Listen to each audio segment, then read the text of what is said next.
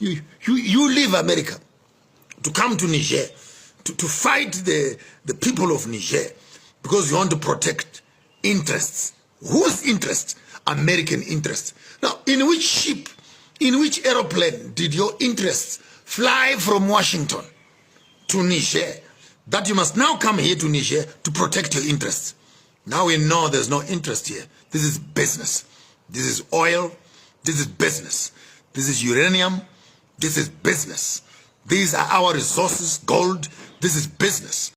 Hi guys, welcome back to our channel. In case you're new here, my name is Maren. And I'm Maureen. So today we're going to be talking about the Western world and how it has continuously interfered with the governance of Africa and how it has continuously sabotaged how Africa is being led by its leadership. Right, I'm sure most of you are familiar with Joshua Maponga, and he's a Pan-Africanist and activist who literally normally speaks on these issues. And aside from Maponga, I'm sure also a lot of you are familiar with the West African leader called Ibrahim Traore, right? He's the leader of Burkina Faso, and through this leader we've been able to see that Africa can actually have leaders who think for themselves and who want great for Africa. And because of this, we've actually seen many attempts on his life because of the kind of work he does for the West Africa. He even refused, he turned down America aid because he didn't want any interference from the West when it comes to his country. And my question is right now, why can't other African leaders do the same? Do you know why? Because of the selfishness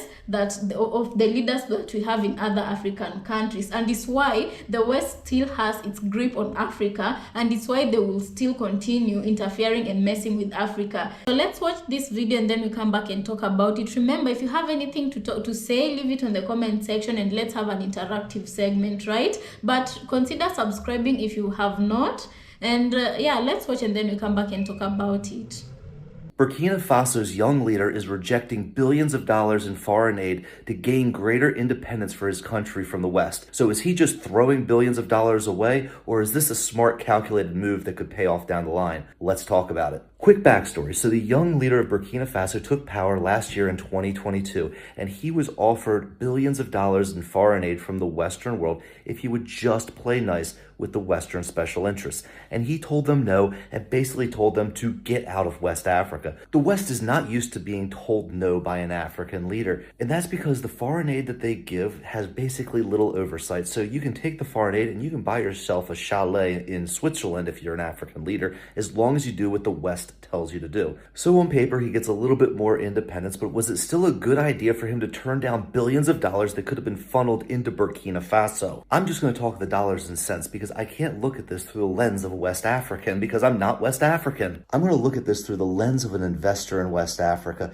And from that viewpoint, I think that the president of Burkina Faso is making a great decision to stay away from Western financing. As an investor, I think that West Africa needs to stay as far away from developmental loans and foreign aid as possible. But why? It's free money to build roads and schools and hospitals and all these great things, right? No, it's not free money, and very little of it goes to help the local economy or build schools or roads or bridges or anything that they say that they're going to do.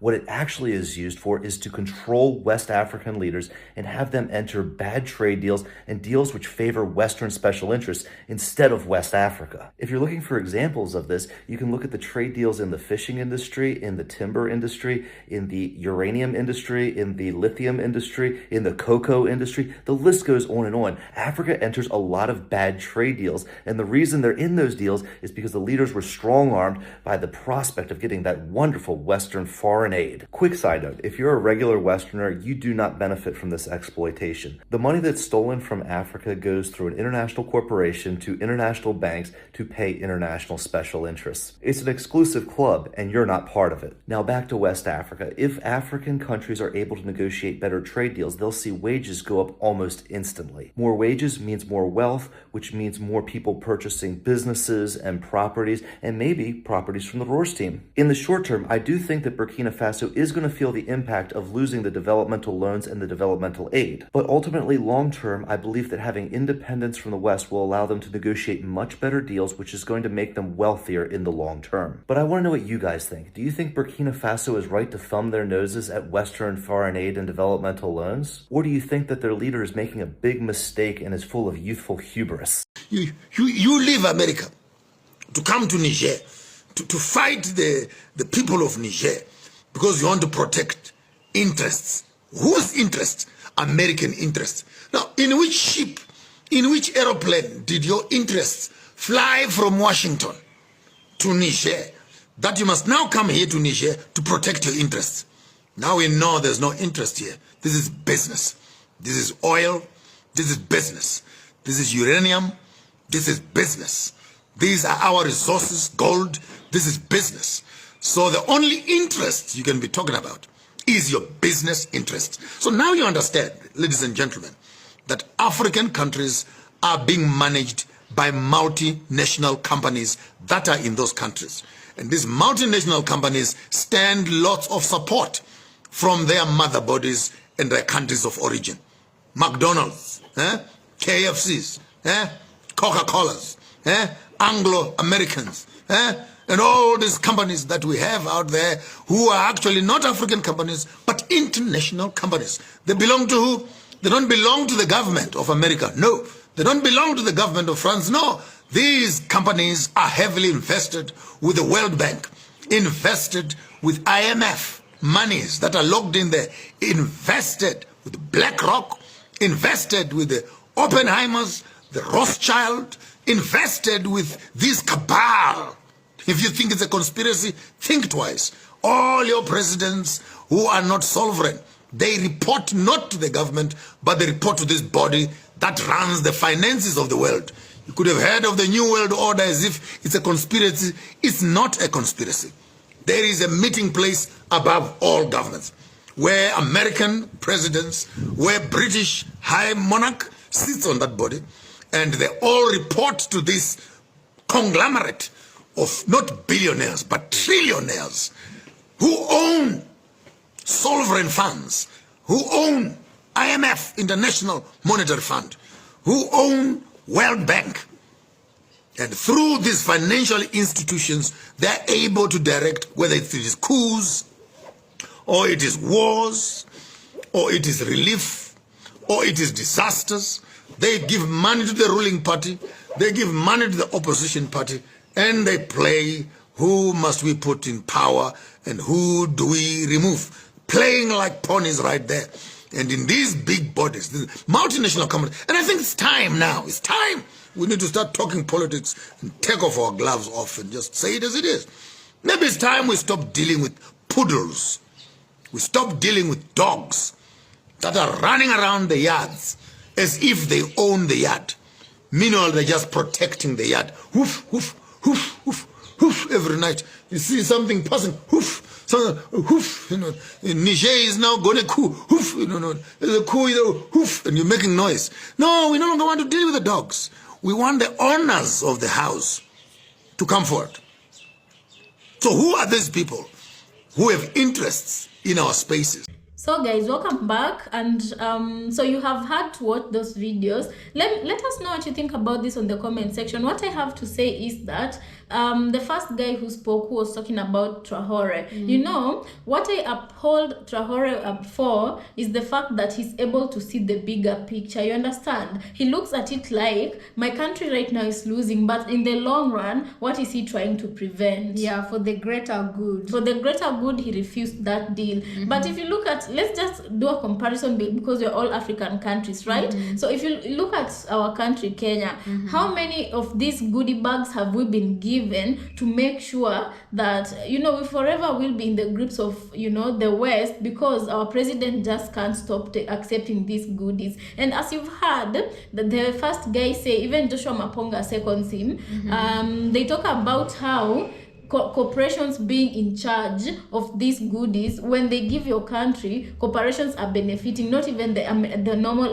Western citizens. Yeah, and leave alone the African citizens. Only these cabals and the elites, you know, the who swats and the powers that be, they're the only ones who benefit from all these backdoor dealings, you know. And the president's involved in it. They could get to buy, as he said, you know, a nice piece of property abroad, you know, and they leave Africans to their peril. And you look at okay guys, let me just ask you one question. For those who know about the Rothschilds, but I know a lot of people know about the Rothschilds, but for those ones who don't know, please go and do your research on this family. You know, I'm asking myself, for a family such as this to have such power and generational wealth, can you imagine how many, what the kind of activities they had to do for them to remain that wealthy?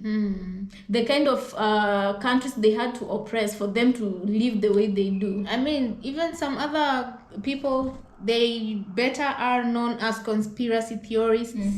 They often accuse them, it's not proven, so they accuse them of being orchestrators of every calamity from World War II to you know, what's happening in you know, with the false Jews, somewhere there, up there, you know what we are referring to.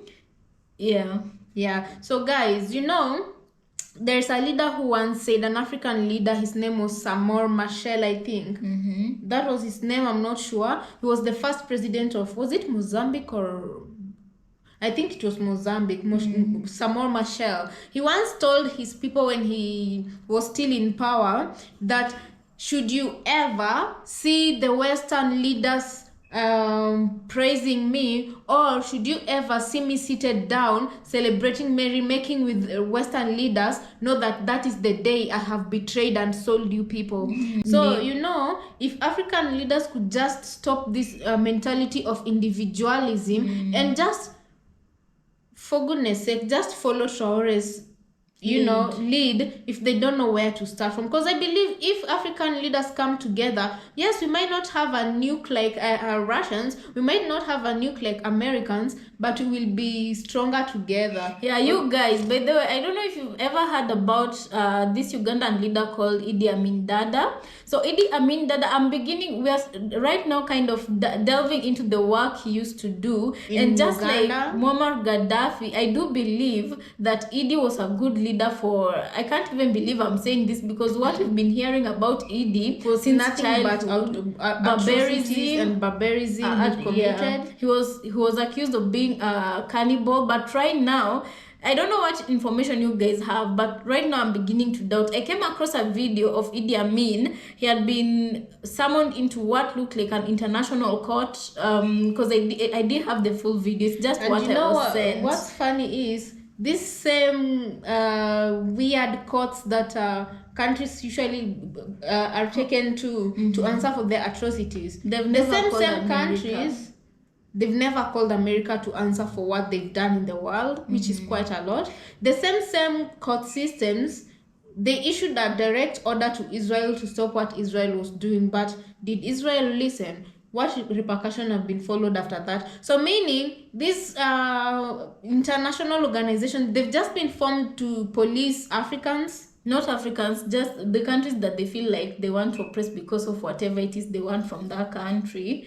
That is what they do. Because when I was looking at Idi Amin's work, in that court, where he was called to account for his actions, he was shown some pictures, and then Idi Amin himself said, and that was a white, I don't know if he was a judge, but the person who was reading these charges to him, and he blatantly said, those pictures were not taken in Uganda, and Uganda did not in any semblance look like the pictures he was being shown. Meaning, anyway. And then they also asked Idi, because you remember, you guys, for those who don't know, Idi Amin chased Indians from Uganda, and he not only chased Indians but other what do you call them, foreigners who were in Uganda. And you know the reason why? It's not because he was a cruel man, it's because Idi had asked these foreigners, especially those Indians, to take full Ugandan citizenship, and they refused. They didn't want to become Ugandans, yet they had erected businesses in Uganda doing their own business there. And what did Idi decide? If you're not going to be a Ugandan or for Ugandans,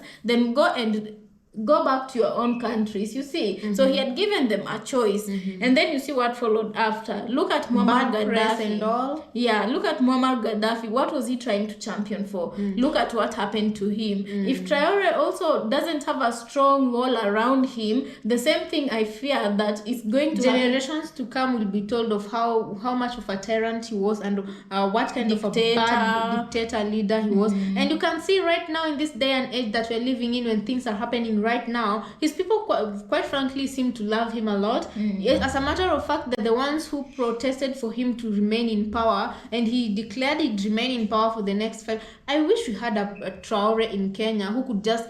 Anyway, let me not say anything. Yeah, we think before it, we but we shall not mention.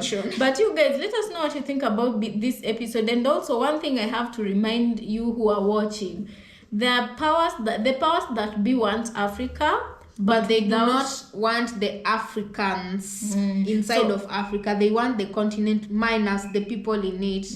So with that in mind, we're just going to leave it at that. Let us know what you think about this episode. Also consider subscribing if you haven't, and let's catch you on our next episode.